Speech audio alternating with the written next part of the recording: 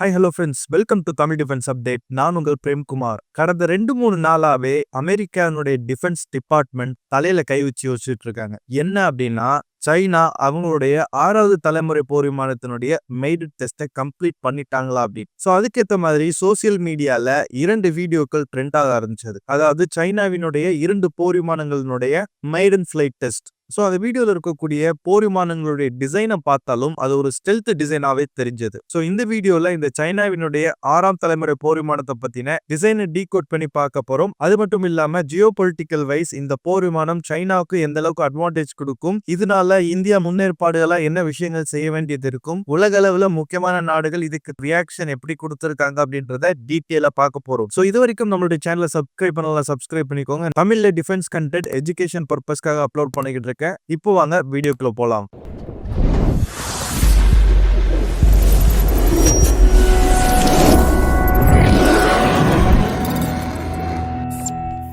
இன்னைக்கு வரைக்கும் 6ஆம் தலைமுறை போர் விமானத்தை சில நாடுகள் மட்டும்தான் நாங்க டெவலப் பண்றோம் அப்படின்ற மாதிரி சொல்லியிருக்காங்க. அதுல அமெரிக்காவினுடைய விமானப்படைத்துல இப்போ கரண்ட்ல பயன்படுத்திட்டு வந்துட்டு இருக்க F-22 ராப்டர் அந்த விமானத்தை ரீப்ளேஸ் பண்றதுக்காக நெக்ஸ்ட் ஜெனரேஷன் ஏர் டாமினன்ஸுக்கு கீழே அமெரிக்கா ஒரு போர் விமானத்தை தயார் பண்ணிட்டு வராங்க. 6ஆம் தலைமுறை போர் விமானம். இது அமெரிக்காவினுடைய கடற்படையில எடுத்துக்கிட்டீங்கன்னா மேஜரா அவங்க பயன்படுத்துற போர் விமானத்துல 4.5ஆம் தலைமுறை போர் விமானம் கேப்பபிலிட்டியில F-18 சூப்பர் ஹார்னெட் இருக்கு. ரெண்டாவது F-35C இருக்கு. ஜெனரலாவே F-35 5ஆம் தலைமுறை போர் விமானம் அமெரிக்கா கிட்ட இருக்கக்கூடிய செகண்டரி 5th ஜெனரேஷன் ஏர்கிராஃப்ட்னு சொல்லலாம். இந்த ஏர்கிராஃப்டினுடைய C வேரியன்ட் பார்த்துட்டீங்கன்னா விமானம் தாங்கி கப்பல்கள்ல டேக் ஆஃப் ஆகி லேண்ட் ஆகக்கூடியது. இந்த போர் விமானத்தை அமெரிக்காவினுடைய கடற்படையில சஸ்டைனபிளா வச்சுட்டு F-18க்கு ரிட்டையர்மெண்ட் கொடுத்துட்டு இந்த NGADக்கு கீழே நேவிக்குனே தனியா ஒரு 6ஆம் தலைமுறை போர் விமானத்தை அமெரிக்கா உருவாக்கிட்டு வந்துட்டு இருக்காங்க. சோ அமெரிக்க கடற்படையினுடைய NGADக்கு கீழே டெவலப் ஆகிற போர் விமானம் அவங்களுடைய விமானம் தாங்கி கப்பல்ல பயன்படுத்தக்கூடிய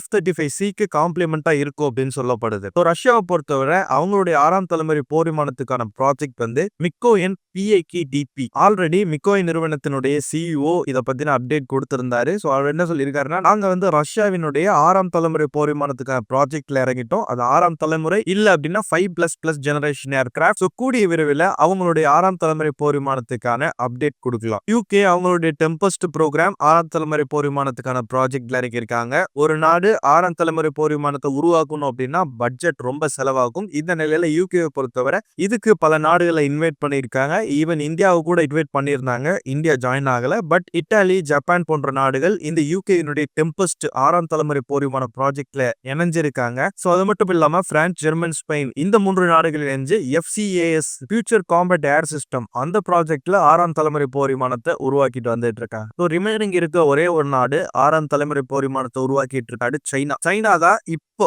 கரண்ட்ல உலக அளவுல இருக்கக்கூடிய பல நாடுகளை கம்பேர் பண்ணும்போது முதலா 6ஆம் தலைமுறை போர் விமானத்தினுடைய பிரசன்ஸ் இருக்கு அப்படின்னு சொல்றாங்க. கூடுதலா இது 6ஆம் தலைமுறை போர் விமானமா இருக்குமா அப்படின்ற கொஸ்டின் மார்க்கும் உலக அளவுல வைக்கப்படுது. சோ அதை இப்ப நம்ம டீட்டெயிலா பார்க்கலாம். டிசம்பர் 26ஆம் தேதி சைனாவினுடைய செங்டு சிட்டில ஒரு விமானம் பறக்குது. அந்த விமானத்தோட வீடியோ சோசியல் மீடியால வைரல் ஆகுது. இந்த செங்டு சிட்டி பாத்துட்டீங்கன்னா சைனாவினுடைய ஒரு முக்கியமான நகரம். இந்த செங்டு சிட்டில செங்டு ஏர்கிராஃப்ட் கார்பரேஷன் ஃபெசிலிட்டி இருக்குல்ல, அது பக்கத்துல அந்த விமானம் பறந்து இருக்கு. சோ அந்த விமானம் கூட J-20 சைனாவினுடைய இப்ப கரண்ட்ல இருக்கக்கூடிய 5ஆம் தலைமுறை போர் விமானம் சேஸ் பிளேனா வந்திருக்கு. சேஸ் பிளேன்னா வேற ஒண்ணும் கிடையாது. ஒரு புதிய போர் விமானம் வருதோ இல்ல ஒரு போர் விமானத்தை கண்காணிக்கிறதுக்கு இல்ல ஒரு போர் விமானத்தை அப்சர்வ் பண்றதுக்கு இல்ல போட்டோகிராஃபி எடுக்கிறதுக்காக பக்கத்துல இன்னொரு போர் விமானத்தை பயன்படுத்துவாங்க. சோ சைனாவினுடைய 5ஆம் தலைமுறை போர் விமானம் J-20 இந்த புதிய போர் விமானத்துக்கு சேஸ் பிளேனா வந்திருக்கு. சோ அந்த ஏர்கிராஃப்ட வீடியோல நம்ம அப்சர்வ் பண்ணும்போது அந்த ஏர்கிராஃப்ட் ஒரு டெய்ல்லெஸ் ஏர்கிராஃப்டா பார்க்கப்படுது. டெய்ல்லெஸ் ஏர்கிராஃப்டா இருக்கிறதுனால இது இன்னும் ஸ்டெல்த் கேப்பபிலிட்டியை என்ஹான்ஸ் பண்ணும் அப்படின்னு சொல்லப்படுது. கூடவே அந்த ஏர்கிராஃப்டோட டிசைனை பார்த்துட்டீங்கன்னா ஒரு ஃபிளையிங் விங் டிசைன்ல இருக்கு. ஸோ ஃபிளையிங் விங் டிசைன்ல இன்னைக்கு உலக அளவில் பார்க்கும்போது மேனுவல் ஆப்ரேட் பண்ணக்கூடிய விமானத்துல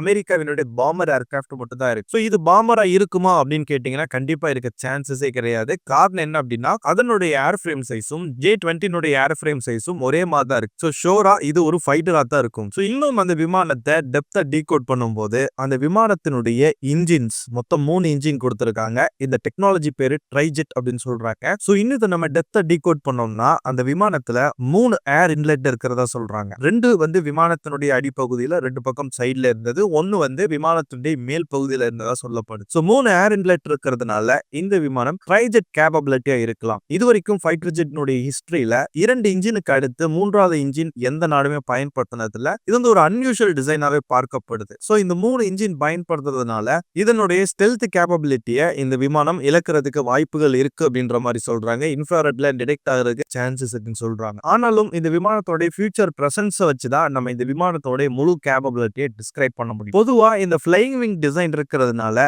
லாங் ரேஞ்ச் ஆபரேஷனுக்கு இந்த விமானத்தை மிக அதிகமா பயன்படுத்த முடியும். நம்மளுடைய ரேடார்லாம் அந்த போர் விமானத்தை டிடெக்ட் பண்ற அளவுக்கு கேப்பபிளா இருக்கணும். இல்ல அப்படின்னா நம்மளுடைய 5ஆம் தலைமுறை போர் விமானம் ஸ்ட்ராங்கா இருக்கணும். அப்படி இருந்தாதான் இந்த விமானத்துக்கு ஈக்குவலா நம்மளுடைய விமானங்களும் நிக்க முடியும். சோ டிசம்பர் 26ஆம் தேதி கோ இன்சிடென்டா இன்னொரு நாள் அப்படின்னு சொல்லலாம். இப்ப இருக்க சைனானுடைய ஃபவுண்டர் மாவோ ஜெடானுடைய பர்த் ஆனிவர்சரி. சோ அந்த நாளை இவங்க மையமா வச்சு இந்த போர் விமானத்தை டெஸ்ட் பண்ணிருக்கலாம் அப்படின்ற மாதிரி உலக அளவுல பல டிஃபென்ஸ் எக்ஸ்பர்ட் சொல்றாங்க. இதே இந்த 6ஆம் தலைமுறை போர் விமானம் அப்படின்ற ஸ்டிக்கர் ஒட்டி இன்னொரு வீடியோ ட்ரெண்ட் ஆகுது. அது டிசம்பர் 20ஆம் தேதி ரிலீஸ் ஆயிருக்கு சான்சஸ் இருக்கிறதா சொல்லப்படுது. இதுக்கு முன்னாடி பார்த்த விமானம் செங்டு ஏர்கிராஃப்ட் கார்பரேஷன் இருக்குல்ல, அதோட விமானம். இந்த டிசம்பர் 20ஆம் தேதி ரிலீஸ் ஆன விமானம் ஷென்யாங் கார்பரேஷன் ஏர்கிராஃப்ட் ஃபெசிலிட்டிக்கு கிட்ட வெளியானதா சொல்லப்படுது. சோ இந்த விமானத்தினுடைய டிசைனை பொறுத்தவரை ஒரு கிராங்க்டு ஏரோ டிசைன்ல இருந்தது. ரெண்டாவது இந்த விமானத்தோட விங்ஸ் ஷார்ப்லி ஸ்வெப்ட் விங்கா இருந்தது. சோ இந்த ஷென்யாங் ஏர்கிராஃப்ட் கார்பரேஷன் ஃபெசிலிட்டி இருக்குல்ல, அது பக்கத்துல பறந்த விமானத்துக்கு கூட